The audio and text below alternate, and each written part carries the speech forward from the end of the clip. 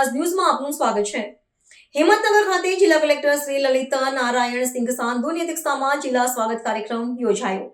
સાબરકાંઠા જિલ્લા કલેક્ટર શ્રી લલિત નારાયણ સિંહ સાંધુની અધ્યક્ષતામાં કલેક્ટર કચેરી સભાખંડ ખાતે જિલ્લા સ્વાગત કાર્યક્રમ યોજાયો હતો।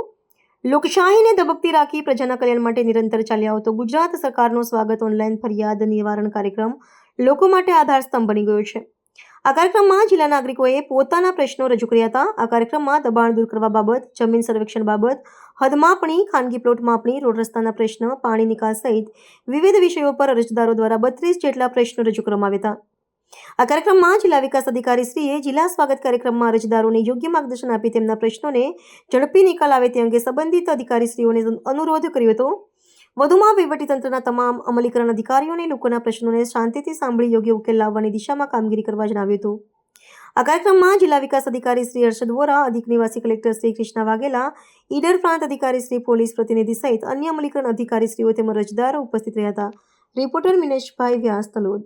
આવા ન્યૂઝ જોવા માટે સાબર આવાજ યુટ્યુબ ચેનલને સબસ્ક્રાઇબ કરો અને લાઇક કરો, જેથી હવે પછીના દરેક સમાચાર સબસ્ક્રાઇબ કરેલા હશે તેઓને નવા સમાચારની માહિતી મળી જશે।